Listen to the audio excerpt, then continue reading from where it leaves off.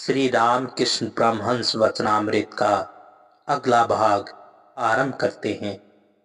श्री रामकृष्ण कमरे में छोटे तख्त पर समाधि मग्न बैठे हुए हैं। सब भक्त जमीन पर बैठे हुए टकटकी लगाए उन्हें देख रहे हैं। भक्तगण एक टक देख रहे हैं। श्री रामकृष्ण की समाधि छुटी इस समय भी भावपूर्ण मात्रा में है। श्री रामकृष्ण महिमाचरण से कह रहे हैं। नारद पंचरात्र में है कि नारद जब तपस्या कर रहे थे उस समय यह देववाणी हुई, यदि हरि की आराधना की जाए तो फिर तपस्या की क्या आवश्यकता, और यदि हरि की आराधना न की जाए तो भी तपस्या की क्या आवश्यकता। अंदर बाहर यदि हरि ही हो तो फिर तपस्या का क्या प्रयोजन, और अंदर बाहर यदि हरि न हो तो भी तपस्या का क्या प्रयोजन। अतएव हे ब्रह्मान, तपस्या से विरत हो। वत्स, तपस्या की क्या आवश्यकता है। हे द्विज, शीघ्र ही ज्ञान सिंधु शंकर के पास जाओ। वैष्णव ने जिस हरि भक्ति की महिमा गाई है उस शुभ शव भक्ति का लाभ करो। इस भक्ति रूपी कटार से भाव बंधन कट जाएंगे। श्री रामकृष्ण जीव कोटि और ईश्वर कोटि दो हैं। जीव कोटि की भक्ति वेदी भक्ति है। इतने उपचार से पूजा की जाएगी, इतना जप और इतना पुष्चरण किया जाएगा। इस वेदी भक्ति के बाद है ज्ञान, इसके बाद है लय, इस लय के बाद फिर जीव नहीं लौटता। ईश्वर कोटि की और बात है।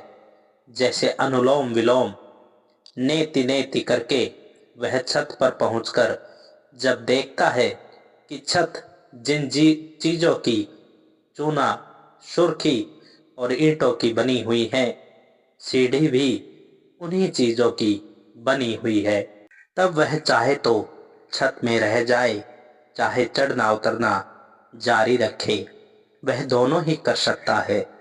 सुखदेव समाधि सत थे। निर्विकल्प समाधि जड़ समाधि हो गई थी। भगवान ने नारद को भेजा, प्रेषित को भागवत सुनाना था।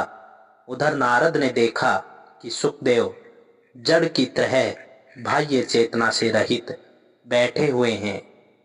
तब नारद वीणा बजाते हुए 4 श्लोकों में श्री भागवत के रूप का वर्णन गाने लगे। जब वे पहला श्लोक गा रहे थे तब सुखदेव को रोमांच हुआ, क्रमशः आंसू बहने लगे। भीतर हृदय में चिन्मय स्वरूप के दर्शन होने लगे। जड़ समाधि के पश्चात फिर रूप के दर्शन भी हुए। सुखदेव ईश्वर कोटि के थे। हनुमान ने साकार और निराकार दोनों के दर्शन कर लेने के पश्चात श्री राम जी की मूर्ति पर अपनी निष्ठा रखी थी। चिदघन आनंद की मूर्ति वही श्री राम जी मूर्ति हैं। प्रहलाद कभी तो ओम देखते थे और कभी दास भाव में रहते थे। भक्ति न ले तो क्या लेकर रहे, इसलिए सेव्य और सेवक का भाव लेना पड़ता है। तुम प्रभु हो, मैं दास, यह भाव हरि रसास्वादन के लिए रस रसिक का यह भाव है। हे ईश्वर, तुम रस हो, मैं रसिक हूँ। भक्ति के मैं में, विद्या के मैं में तथा बालक के मैं में दोष नहीं। शंकराचार्य ने विद्या का मैं रखा था लोक शिक्षा के लिए। बालक के मैं में दृढ़ता नहीं है। बालक गुणातीत है, वह किसी गुण के वंश नहीं। अभी भी वह गुस्सा हो गया, थोड़ी देर में कहीं कुछ नहीं। देखते ही देखते उसने खेलने के लिए घरौंदा बनाया, फिर तुरंत ही उसे भूल भी गया। अभी तो खेलने वाले साथियों को वह प्यार कर रहा है। फिर कुछ दिनों के लिए अगर उन्हें न देखा तो सब भूल भी गया। बालक सत्व, रज और तम किसी गुण के वश में नहीं है। तुम भगवान हो, मैं भक्त हूँ, यह भक्तों का भाव है। यह मैं भक्ति का मैं है। लोग भक्ति का मैं क्यों रखते हैं? इसका कुछ अर्थ है? मैं मिटने का तो है ही नहीं, तो फिर वह पड़ा रहे। दास का मैं, भक्त का मैं होकर लाख विचार करो, पर मैं नहीं जाता। मैं मानो कुंभ स्वरूप है और ब्रह्मा है। समुद्र चारों ओर जल राशि। कुंभ के भीतर भी जल है, बाहर भी जल, पर कुंभ तो है ही। यही भक्त के मैं का स्वरूप है। जब तक कुंभ है तब तक मैं और तुम हैं। तुम भगवान हो, मैं भक्त हूँ। तुम प्रभु हो, मैं दास हूँ। यह भी है। विचार चाहे लाख करो, परंतु इसे छोड़ने का उपाय नहीं। कुंभ अगर न रहे तो और बात है। नरेंद्र आए और उन्होंने प्रणाम करके आसन ग्रहण किया। श्री राम कृष्ण नरेंद्र से बातचीत कर रहे हैं। बातचीत करते हुए जमीन पर आकर बैठे। जमीन पर चटाई बिछी हुई है। अब कमरा भी आदमियों से भर गया। भक्तगण भी हैं और बाहर आदमी भी आए हुए हैं। श्री राम कृष्ण नरेंद्र से कहते हैं, तेरी तबीयत अच्छी है न? सुना है तू गिरीश घोष के यहाँ प्राय जाता है। नरेंद्र, जी हाँ, कभी कभी जाया करता हूँ। इधर कुछ महीनों से श्री राम कृष्ण के पास गिरीश आया जाया करते हैं। श्री राम कृष्ण कहते हैं, गिरीश का विश्वास इतना जबरदस्त है कि पकड़ में नहीं आता। उन्हें जैसा विश्वास है वैसा ही अनुराग भी है। घर में सदा ही श्री राम कृष्ण के चिंतन में मस्त रहा करते हैं। नरेंद्र प्राय उनके वहां जाते हैं। हरिपद, देवेंद्र तथा और भी कई भक्त प्राय उनके यहाँ जाया करते हैं। गिरीश उनके साथ श्री राम कृष्ण की ही चर्चा किया करते हैं। गिरीश संसारी हैं, इधर श्री राम कृष्ण देखते हैं। नरेंद्र संसार में न रहेंगे, वे कामनी कांचन त्यागी होंगे। अतएव नरेंद्र से कह रहे हैं, तो गिरीश घोष के यहाँ क्या बहुत जाया करता है, परंतु लहसुन के कटोरे को चाहे जितना धो, कुछ न कुछ बू तो रहेगी ही। लड़के शुद्ध आधार है। कामनी और कांचन का स्पर्श अभी उन्होंने नहीं किया। बहुत दिनों तक कामनी और कांचन का उपभोग करने पर लहसुन की तरह बू आने लगती है।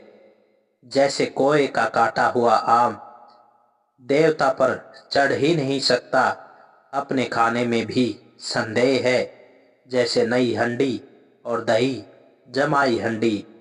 दही जमाई हंडी में दूध रखते हुए डर लगता है, अक्सर दूध खराब हो जाता है। गिरीश जैसे गृहस्थ एक दूसरे श्रेणी के हैं। वे योग भी चाहते हैं और भोग भी। जैसा भाव रावण का था, नाग कन्याओं और देव कन्याओं को हथियाना चाहता था, उधर राम की प्राप्ति की भी आशा रखता था। असुर लोग अनेक प्रकार के भोग भी करते हैं और नारायण के पाने की भी इच्छा रखते हैं। नरेंद्र, गिरीश घोष ने पहले का संग छोड़ दिया है। श्री राम कृष्ण बूढ़ा बैल बदिया बनाया गया है। मैंने बर्दवान में देखा था, एक बदिया एक गाय के पीछे लगा हुआ था। देखकर मैंने पूछा, यह कैसा? यह तो बदिया है। तब गाड़ीवान ने कहा, महाराज, बड़ा हो जाने पर यह बदिया किया गया था, इसलिए पहले के संस्कार नहीं गए। एक जगह अनेक सन्यासी बैठे हुए थे। उधर से एक औरत निकली। सब के सब ईश्वर चिंतन कर रहे थे, उनमें से एक ने जरा नजर तिरछी करके उसे देख लिया। 3 लड़के हो जाने के बाद उसने संन्यास लिया था। एक कटोरे में अगर लहसुन पीसकर घोल दिया जाए तो क्या लहसुन की बू जाती है? इमली के पेड़ में क्या कभी आम फलते हैं? अगर वैसा विभूति का बल किसी को तो हो तो यह हो सकता है। वह इमली में भी आम लगा देता है, परंतु क्या वैसी विभूति सभी के पास रहती है? संसारी आदमियों को अवसर कहाँ। एक ने एक भागवत पाठी पंडित चाहा था। उसके मित्र ने कहा, एक बड़ा अच्छा भागवती पंडित है, परंतु कुछ अड़चन है।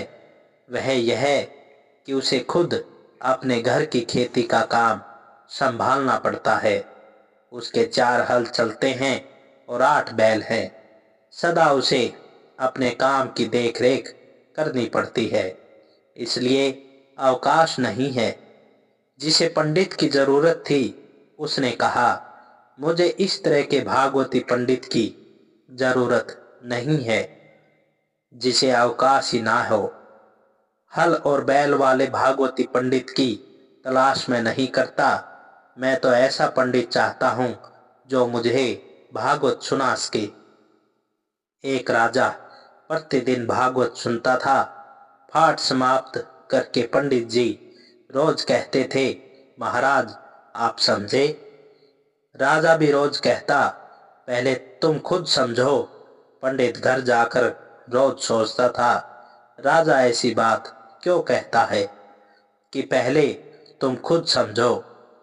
वह पंडित भजन पूजन भी करता था। कर्मशः उसे होश हुआ, तब उसने देखा ईश्वर का पाद पद ही सार वस्तु है और सब मिथ्या। संसार से विरक्त होकर वह निकल गया। एक आदमी को उसने राजा के पास इतना कहने के लिए भेज दिया कि राजा जी अब वह समझ गया है, परंतु क्या मैं इन्हें घृणा करता हूँ? नहीं, मैं उन्हें ब्रह्मा ज्ञान की दृष्टि से देखता हूँ। वे ही सब कुछ हुए हैं, सब नारायण है। सब योनियों को मात्र योनि मानता हूँ। तब वेश्या और सती लक्ष्मी में कोई भेद नहीं दिख पड़ता। क्या कहूँ, देखता हूँ सब के सब मटर की दाल के ग्राहक हैं। कामनी और कांचन नहीं छोड़ना चाहते। आदमी स्त्रियों के रूप पर मुग्ध हो जाते हैं। रुपए और ऐश्वर्य देखकर सब कुछ भूल जाते हैं, परंतु यह नहीं जानते कि ईश्वर के रूप का दर्शन करने पर ब्रह्मा पद भी तुच्छ हो जाता है। रावण से किसी ने कहा था, तुम इतने रूप बदलकर तो सीता के पास जाते हो, परंतु श्री रामचंद्र का रूप क्यों नहीं धारण करते? रावण ने कहा, राम का रूप हृदय में एक बार भी देख लेने पर रंभा और तिलोत्तमा चिता की खाक जान पड़ती हैं। ब्रह्मा पद भी तुच्छ हो जाता है। पराई स्त्री की तो बात ही दूर रही। सब के सब मटर की दाल के ग्राहक हैं। शुद्ध आधार के हुए बिना ईश्वर का शुद्धा भक्ति नहीं होती। एक लक्ष्य नहीं रहता, कितनी ही और मन दौड़ता फिरता है। मनमोहन से कहते हैं, तुम गुस्सा करो और चाहे जो करो। राखाल से मैंने कहा, तू अगर ईश्वर के लिए गंगा में डूबकर मर जाए तो यह बात मैं सुन लूंगा, परंतु तू किसी की गुलामी करता है, ऐसी बात न सुनो। नेपाल से एक लड़की आई थी।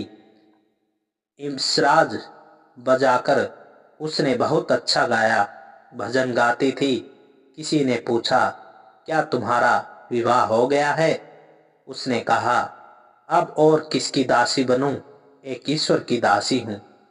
कामनी और कांचन के भीतर रहकर कैसे कोई सिद्ध हो, वह अनासक्त होना बहुत ही मुश्किल है। एक और बीबी का गुलाम, दूसरी ओर रुपए का गुलाम, तीसरी ओर मालिक का गुलाम, उनकी नौकरी बजानी पड़ती है। एक फकीर जंगल में कुटी बनाकर रहता था। तब अकबर शाह दिल्ली के बादशाह थे। फकीर के पास बहुत से आदमी आया जाया करते थे। अतिथि सत्कार की उसे बड़ी इच्छा हुई। एक दिन उसने सोचा, बिना रुपए पैसे के अतिथि सत्कार कैसे हो सकता है, इसलिए एक बार अकबर शाह के दरबार में चलूं। साधु फकीर के लिए सब जगह द्वार खुला रहता है। जब फकीर वहां पहुंचा तब अकबर शाह नमाज पढ़ रहे थे। फकीर मस्जिद में उसी जगह पर जाकर बैठ गया। उसने सुना कि नमाज पूरी करके अकबर शाह खुदा से कह रहे थे, ए खुदा, मुझे तू दौलतमंद कर खुश रख तथा और भी इसी तरह की कितनी ही इच्छाएं पूरी करने के लिए खुदा से दुआएं मांगते थे। उसी समय फकीर ने वहां से उठ जाना चाहा। अकबर शाह ने बैठने के लिए इशारा किया। नमाज पूरी करके बादशाह ने आकर पूछा, आप बैठे थे फिर चले कैसे? फकीर ने कहा, यह सहसा मैं सुनने लायक बात नहीं है। मैं जाता हूँ। बादशाह के जिद करने पर फकीर ने कहा, मेरे यहाँ बहुत से आदमी आया करते हैं, इसलिए मैं कुछ रुपए मांगने आया था। अकबर ने पूछा, तो आप चले क्यों जा रहे हैं? फकीर ने कहा, मैंने देखा तुम भी दौलत के कंगाल हो और सोचा कि यह भी फकीर ही है। फकीर से क्या मांगू? मांगना ही है तो खुदा से ही मांगूंगा। नरेंद्र गिरीश घोष इस समय बस ऐसी ही चिंताएं करते हैं।